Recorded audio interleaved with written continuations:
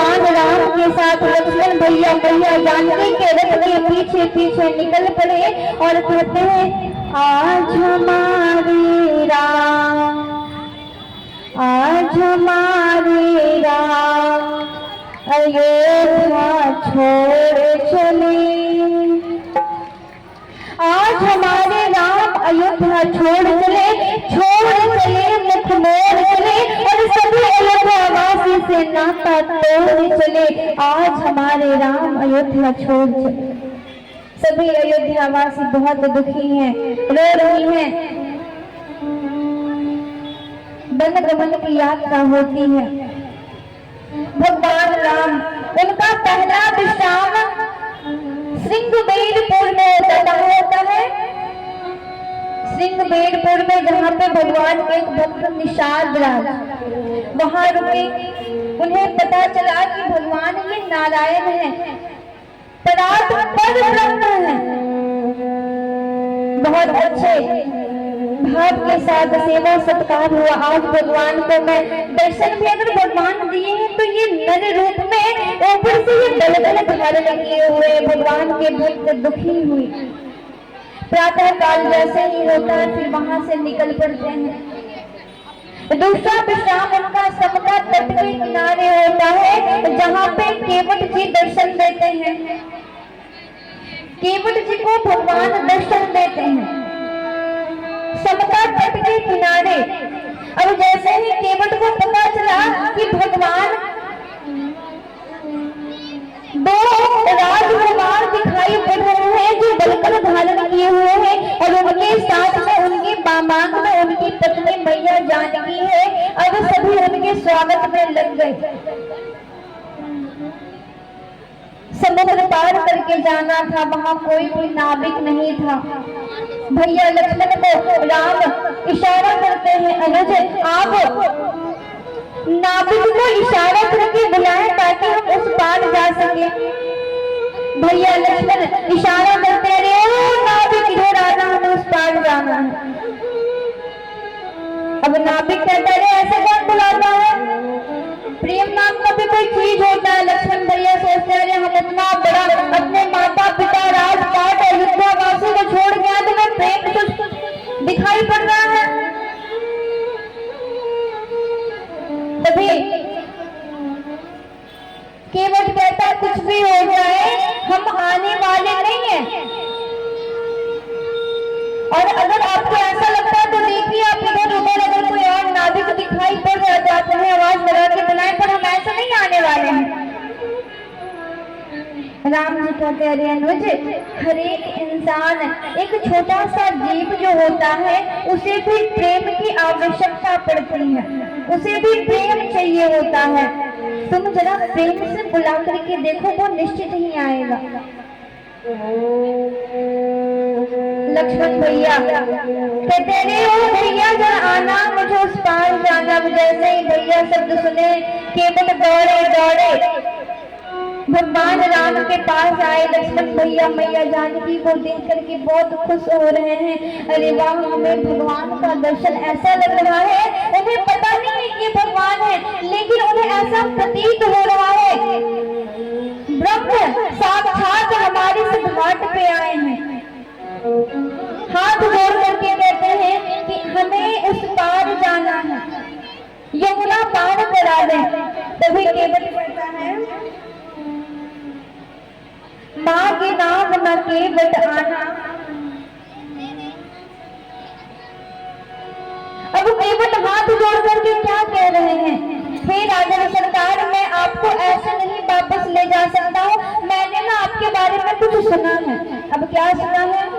गौतम ऋषि शाप गौतम नारी शाप बस। ये जो गौतम जी की पत्नी अहिल्या थी ना, वो श्राप के कारण वो पत्थर बन गई थी। और ऐसा मुझे सुनने में आया है कि धनुष जग के समय जब आप जा रहे थे तो आपके चरण स्पर्श हुआ उस पत्थर में और वो पत्थर नारी बन गई। अगर हमारी नैया भी नारी बन जाएगी महाराज तो मैं क्या करूँगा? एक स्त्री तो हमसे संभाली नहीं जा रही, अगर दो हो जाएगी तो मैं क्या करूँगा? मैं एक ही बीवी बच्चे को संभाल नहीं पा रहा हूँ, दो वक्त की रोटी देने के लिए सोचना पड़ता है। और अगर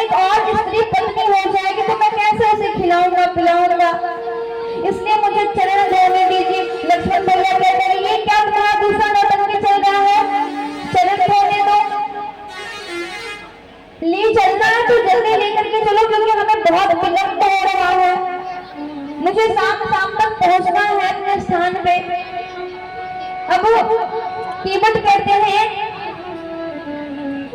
मुझको भले हिमालय लक्ष्मण तुम्हारे भ्राता, मेरा नहीं है घाटा प्रभु आपका नहीं है घाटा।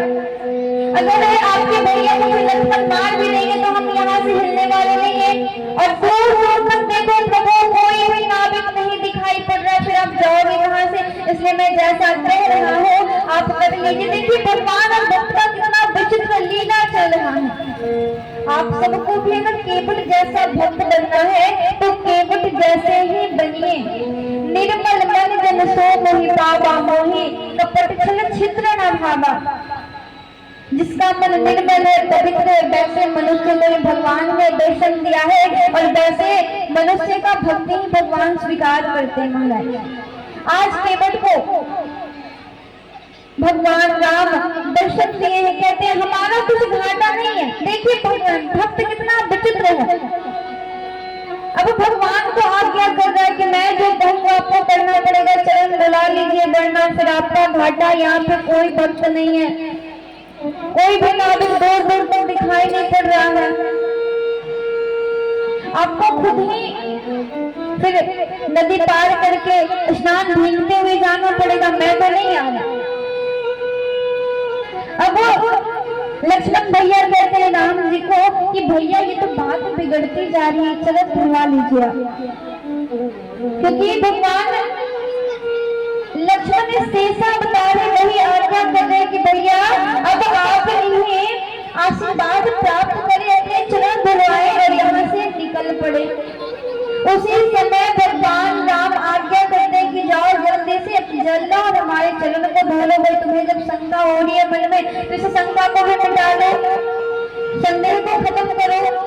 उसी समय बेग की आग जल चरण पखारो, दौड़ करके केवट जाता है, अपने अंदर से पत्नी को भी बुलाता है, पात्र लाता है। महाराज गंगा जी का सुंदर निर्मल जल है और उसी जल से भगवान राम को चरण धो रहा है।